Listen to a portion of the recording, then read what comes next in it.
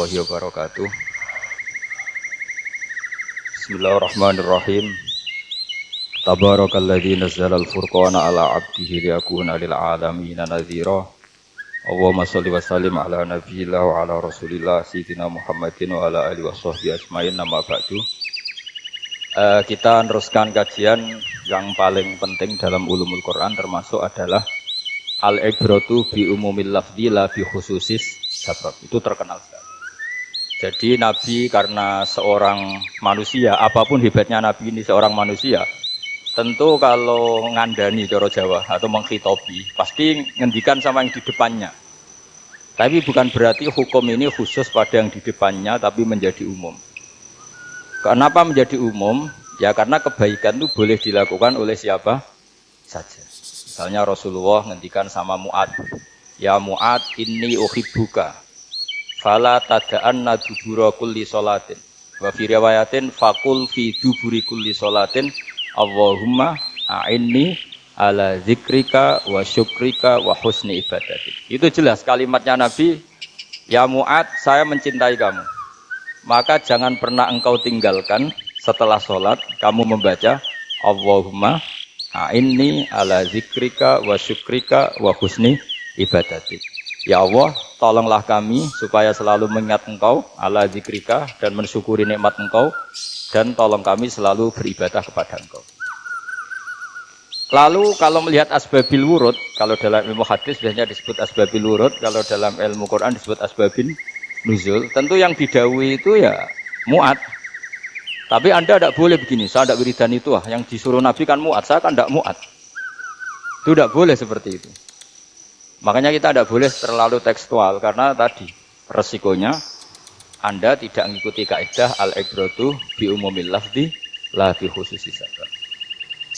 Sebab itu saya tadi di kantor rektorat ya Pak Ustaz ya, bilang nanti untuk kajian yang di kantor rektorat pakai kitab Syajaratul Ma'arif, karena kitab itu juga yang sekarang dalam proses penerjemahan saya dengan Pak Quraisyab di PSG, yang di sini pakai kitab Itqon. Nanti mulai bulan depan, karena saya dipaksa untuk meneruskan. Ini sudah kayak Tuhan saja maksa-maksa. Itu pakai kitab Itqon. Nanti babnya tak kasih yang mendesak untuk diketahui. Termasuk apa? Al-ibratu bi umumil lafzi la bi khususis sabab. Sehingga di Quran misalnya begini, ada cerita begini. Nabi Isa itu bilang begini, saya ini siapa? Saya ini adalah orang, kata Nabi Isa, wa ja'alani mubarakan ainama kuntu. Saya adalah orang yang di mana-mana itu memberi berkah, memberi manfaat kepada siapa saja. Itu jelas tentang Nabi Isa. Tapi oleh ulama dikasih judul yang umum. Babu nafil ibad bikullil bilad. Bab bahwa seseorang harus bermanfaat hidup di mana saja, kapan saja. Meskipun itu Allah cerita tentang Nabi Isa. Tidak bisa kamu bilang itu kan Isa, saya kan tidak Isa. Tidak bisa seperti itu. Isa adalah ibaratun an ahlil khairi. Isa adalah figur orang baik. Tentu yang dilakukan baik. Tentu kebaikan boleh ditiru siapa saja. Jadi sehingga nanti pada akhirnya nama-nama yang disebut Allah di Quran itu kalau nama orang baik tentu kita boleh ikut. Paham ya? Kalau nama orang buruk tentu kita tidak boleh ikut. Ya gitu aturannya. Sehingga tadi ada al-ibratu bi umumil lafzi la bi khususis sabab. Jadi yang jadi pegangan adalah standar kalimat umum dengan pemaknaan yang ditentukan ulama. La bi khususis sabab, tidak terkait sebab itu. Misalnya yang paling masyhur tentu dalam hadis Madinah itu kira-kira kan utaranya Mekah ya Pak. Kira-kira ya. Utaranya Mekah apa selatannya? Utaranya kayak. Utaranya. Dulu penduduk Madinah itu kalau bikin kloset itu, pokoknya kalau qada'ul hajat itu menghadap ke utara atau selatan. Terus kata Rasulullah, kalau kamu sedang qada'il hajat, sedang buang kotoran itu jangan menghadap Ka'bah, juga jangan membelakangi Ka'bah. Itu Nabi redaksinya unik. Walakin syarriku au gharibu. Tetapi kamu menghadap barat atau menghadap timur. Itu semua riwayat walakin syarriku au gharibu, tapi kamu menghadap barat atau timur. Nah, artinya apa? Kata syarriku au gharibu adalah binisbat di ahli Madinah, karena orang Madinah posisinya di utara Mekah. Sehingga kalau menghadap utara atau selatan berarti menghadap Ka'bah atau membelakangi Ka'bah. Dan itu tidak boleh dalam proses qada'il hajat, masbak kotoran. Terus Nabi memerintahkan menghadaplah ke barat atau ke timur. Nah, al-ibratu bi'umil lafzi la bi khususi sabab juga direvisi oleh ulama begini, kecuali sebab itu ada ilat. Maka kalau demikian yang dimenangkan ilatnya bukan teknya. Saya ulang lagi, yang dimenangkan ilatnya bukan teknya. Kayak tadi, di hadis itu kan Nabi ngintikan apa? Tetapi menghadaplah barat atau menghadap ke timur. Tentu orang Indonesia malah kalau itu kebalikannya. Orang Indonesia kalau ke barat atau ke timur kan malah menghadap Ka'bah atau membelakangi. Di sini pentingnya ijtihad. Dan ijtihad ini lazim, bukan harus Imam Syafi'i atau Imam Malik. Semua orang normal pasti tahu proporsi kalimat tadi. Karena ada aturan al-hukmu yaduru ma'ilatihi wujudan wa adaman. Gitu seterusnya. Ini penting saya utarakan. Sehingga ketika Rasulullah sedekah dengan dinar dikasihkan fakir miskin atau dirham dikasihkan fakir miskin, pikirannya ulama adalah sedekah dengan mata uang yang berlaku saat itu. Tidak selalu ditetapkan dinar atau dirham. Begitu juga ketika Rasulullah dulu zakat fitrah pakai susu kering atau pakai kurma atau pakai gandum.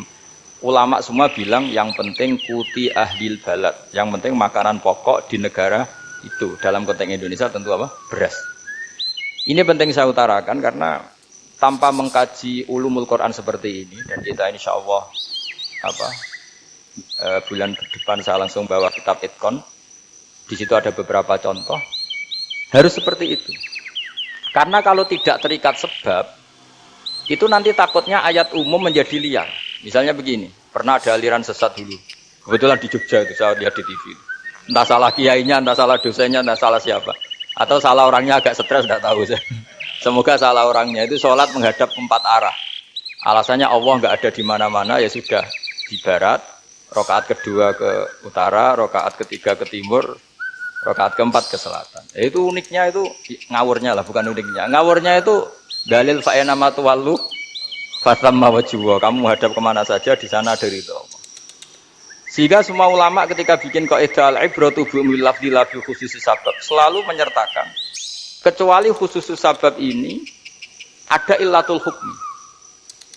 Maka itu enggak jadi. Kayak ayat tadi, kalau kamu pakai umumnya lafaz itu kan boleh sholat menghadap mana saja. Nah makanya Imam Syafi'i ketika ditanya, lalu ayat ini proporsinya gimana? Kata beliau, fis safar. Orang yang sedang di pesawat, mau sholat, tentu masuknya fatamma wajibah. Jadi dalam kondisi bepergian, yang kita ingin sholat, maka pakainya ayat seperti itu. Tapi kalau kondisi nomor, fawal diwajaka syatral masjidil haram. Jadi makanya ini penting ngaji ulumul Quran. Kita tidak bisa hanya megang terjemah atau megang apa, kemudian kita fatwa atas nama Quran dan hadis. Sehingga dulu syaratnya memang ketat, harus hafal Quran, hafal hadis, menguasai usul fikih, menguasai macam-macam. Karena tanpa itu memang tidak bisa. Sampai Ibnu Abbas ngendikan, kamu jangan pernah fatwa pakai Quran. Fa inna lahu wujuhan katsirah, karena Quran punya sisi yang banyak. Walakin hajuhum bisunnah. Kalau kamu adu hujjah, pakailah sunnah Rasulullah Shallallahu Alaihi Wasallam. Karena di situ penjelasan Quran. Misalnya tadi Rasulullah ketika kondisi normal pasti sholat menghadap Ka'bah.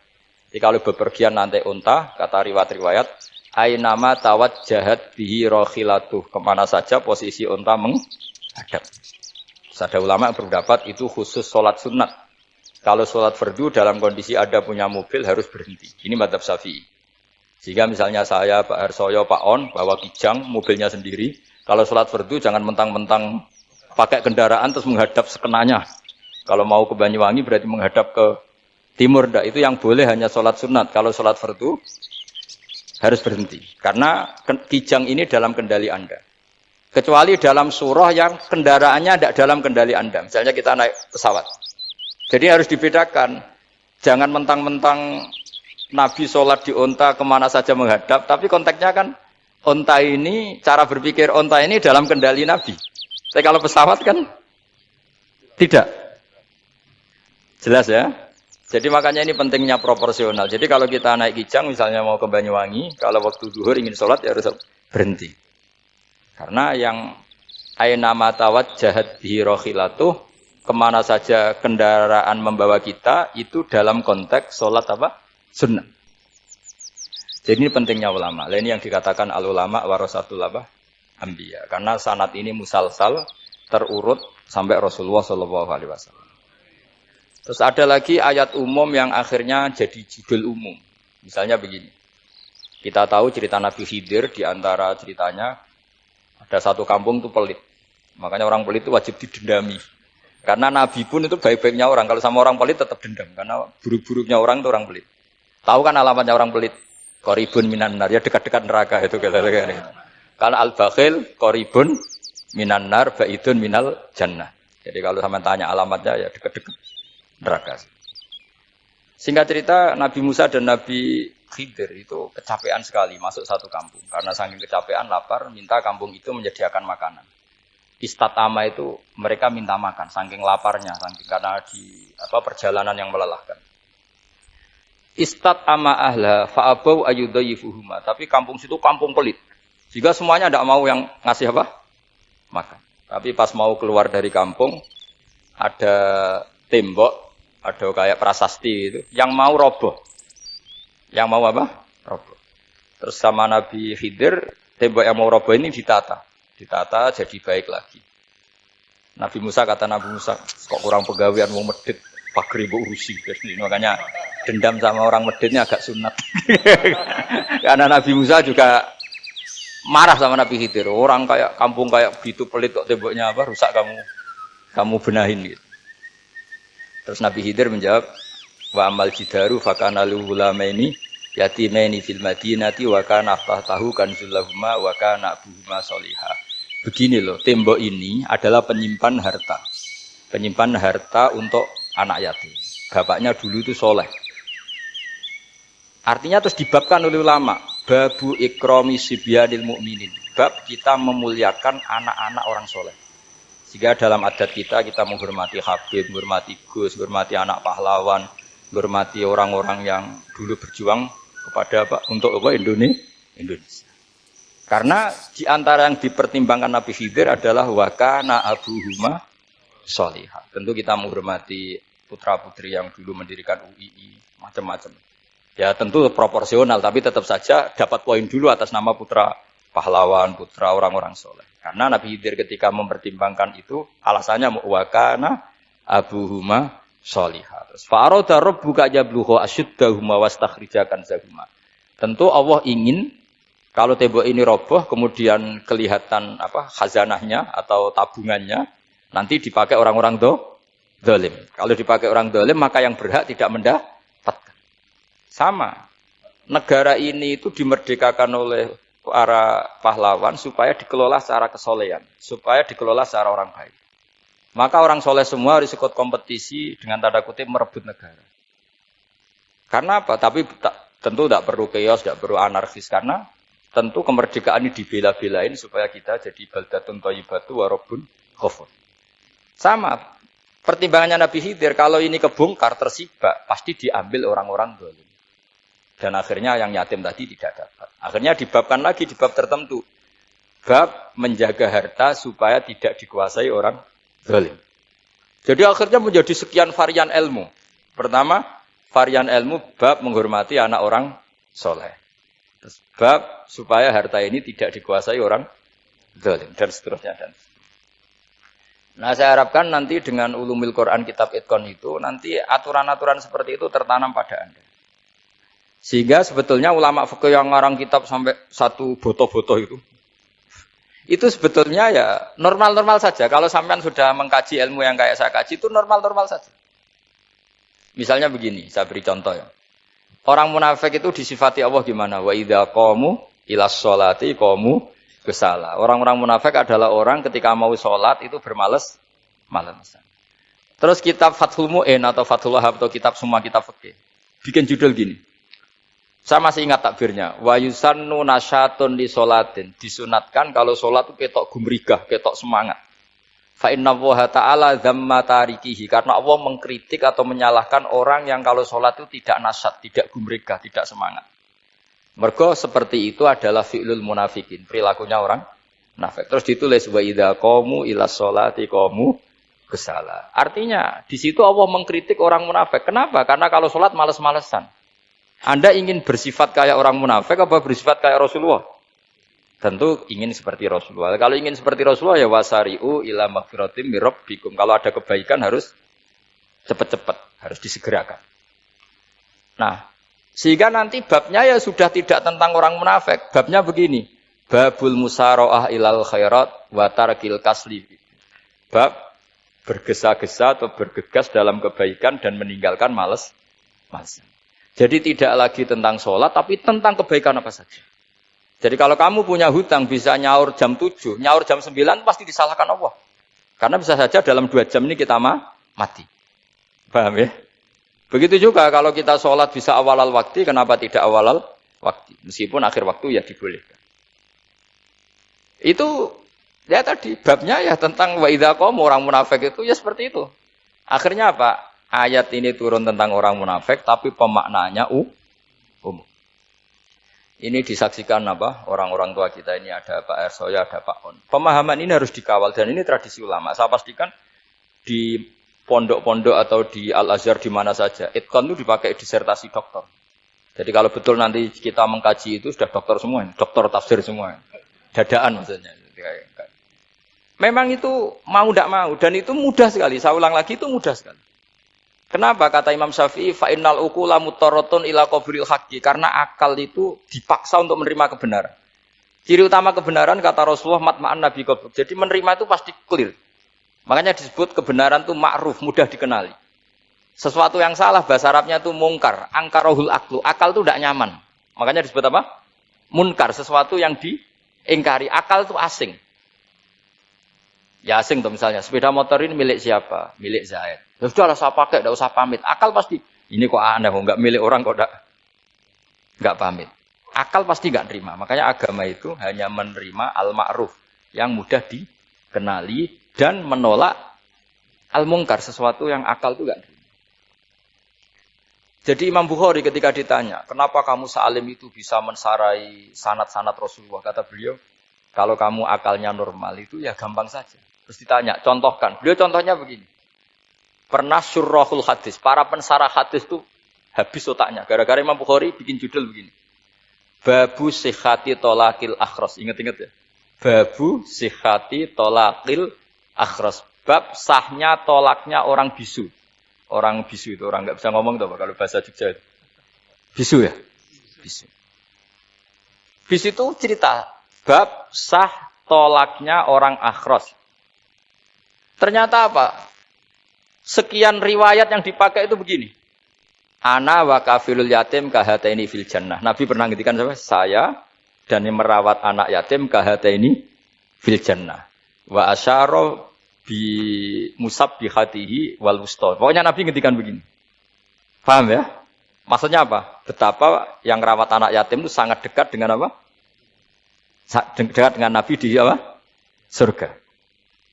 Terus hadisnya berikutnya asyahru hakadha pakai tangan 10, ahakadha wa hakadha wa hakadha berarti 30. Asyahru hakadha wa hakadha wa hakadha berarti berapa? 29. Terus berikutnya hadis Aisyah sholat lama terus ditanya orang di tengah-tengah sholat. Aisyah kenapa sholat lama? Fa'asyarat nahwas sama. Kemudian Aisyah memberi isyarah nahwas sama. Ternyata saat itu gerhana apa? Matahari. Itu surahul hadis bingung semua. Ini cerita tolaknya orang bisusah kok ngelantur kemana-mana ini. Ternyata maksudnya Bukhari begini. Maksudnya Imam Bukhari. Penjelasan. Yang namanya tolak itu kan sihot. Ya sihot. Tahu sihot. Akad lah kalau dalam bahasa Jogja mungkin.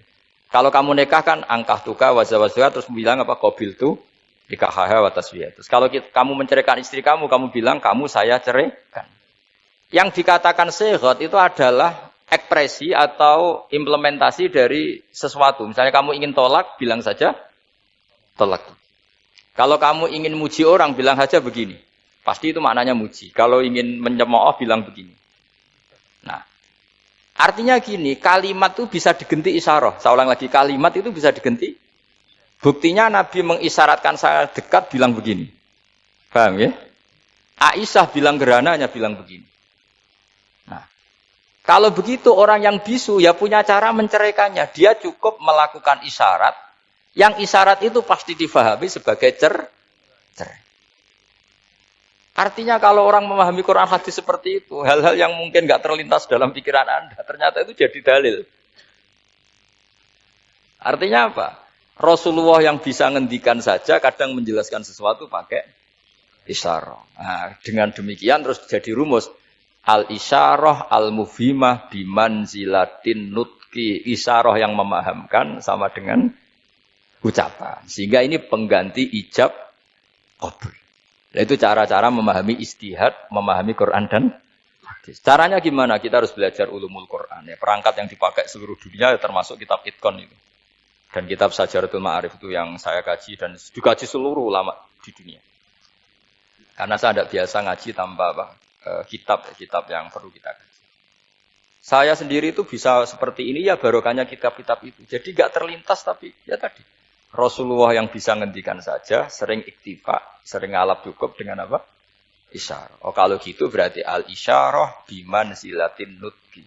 Isyarah itu sama dengan ijab dan qabul. Apalagi ini orang akhros, orang bisu yang nggak bisa ngomong. Lalu kalau tolak kayak apa, kalau nikah kayak apa. Ya, tapi Imam Bukhari itu uniknya tadi bikin judul Babu Sihati Tolakil Akhros, kemudian cerita anak wa kafilul yatim. Nah, itu kalau orang kan nggak sambung, ini sambungnya di mana? Kok malah cerita anak yatim? Ternyata kata kuncinya kahata ini seperti ini dan orang paham sangat. Makanya hati-hati dengan isyarah karena kalau itu betul mengganti lafaz, berarti Anda kalau nyuwun sewu melafadzkan tolak terganti isyarah, ya agak masalah. Tapi semoga enggak lah. Istri satu dicerai nanti nggak punya istri nanti malah repot. Tapi ini kan saya cerita ilmu saja. Ya saya cerita apa? Cerita ilmu. Jadi kalau ada orang bilang semua yang ada di dunia itu ada di Quran. Itu caranya ya seperti ini. Jangan kayak orang-orang yang terlalu tekstual. Karena kalau seperti ini pasti semua ada di dunia itu ada di Quran. Karena cara pemahamannya seperti ini. Saya sering ditanya kenapa bumi ada likuifaksi macam-macam. Memang dari Quran bayangannya Quran seperti itu. Amin tuman fis sama ayyakhsifa bikumul ardo fa idza hiya tamur. Memang dari awal Allah bikin bumi ini potensinya malah likuifaksi. Potensinya itu melumer. Tamur itu memang maknanya melumer. Dan ketika Allah nyifati bumi wal ardi dzatis sada, sadun maknanya pecah. Dan Allah tidak sekedar mengatakan pecah, dzatis sad, sifat dasar bumi itu mudah pecah. Jadi kalau dzat itu sifat dasar. Jadi meskipun Quran tidak meneliti spesifik kayak para ahli gempa, tapi dari awal Allah ngendikan bumi itu dzatis sad wal ardi dzatis sad. Bumi adalah berkarakter pecah. Kenapa berkarakter pecah? Karena dari awal bumi ini lempengan-lempengan. Di Quran ya dijelaskan gitu. Wa fil ardi qita'um mutajawirat. Bumi ya kelihatannya banyak, kelihatan satu, sebetulnya dari qit'ah, dari potongan. Nah, qit'ah itu jamaknya qita'. Terus disebut mutajawirat, saling berdampingan. Kalau dalam bahasa Arab, berdampingan itu berarti sel-selnya beda. Kalau bahasa Arab bilang sesuatu yang bercampur namanya mukhalatoh, jadi satu. Kalau yang beda jenis namanya mujawarah. Nah, Al-Quran itu bilang wafil ardi qita'um mutajawirat. Bumi ini karakternya per potongan-potongannya karakternya beda. Sehingga memang potensinya bumi ini hancur. Apalagi dari awal memang dipersiapkan mau dihancurin. Makanya nggak usah takut kiamat. Memang rencana Tuhan mau dihancurin. Makanya sanggup takwa saja. Kalau ingin menghentikan penghancuran ini tidak bisa. Itu sudah dalam rencana Tuhan pasti dihancurin. Makanya kalau orang sufi ditanya, kenapa tidak bangun rumah? Tuhan aja mau rencana ngancurin bumi, kok rumah tak tata, nanti juga hancur. Tapi kalau di Islam kota saya ngomong gitu kan dia apa ini orang nggak jelas ini. Gitu. Padahal yang kedonyan itu yang nggak jelas sebetulnya. Tapi ini saya cerita, jadi supaya UII ya, yang didirikan ulama-ulama. Saya masih ingat ketika Profesor Zaini cerita, Pak Zaini saya ini kan kiai, saya tidak punya gelar apa kok. Jangan minta bantuan ini. Katanya Pak Zaini dulu UI ya didirikan banyak kiai dan sebagian pendirinya juga nggak punya gelar katanya. Gitu. Tapi mendingan nggak punya gelar manfaat daripada punya gelar nggak manfaat. Malah problem. Tapi ya nggak masalah. Sudah ada manfaat nggak punya gelar malah repot lagi. Sudah cara berpikir gitu saja. Sudah. Pokoknya sementing semuanya baik apa saja. Jadi nanti setelah sampean mengkaji ulumul Quran ya tadi seperti yang dikatakan Imam Syafi'i itu gampang sekali. Kenapa gampang? Karena fa'innal uqula muttarratun ila qabulil haq. Akal ini pasti dipaksa untuk menerima kebenaran.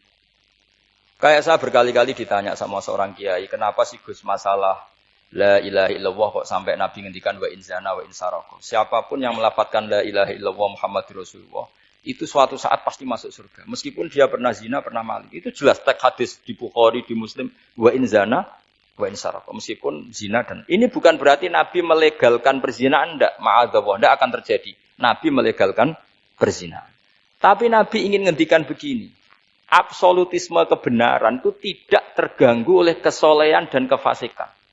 Karena kebenaran absolut siapapun akan ngomong seperti itu.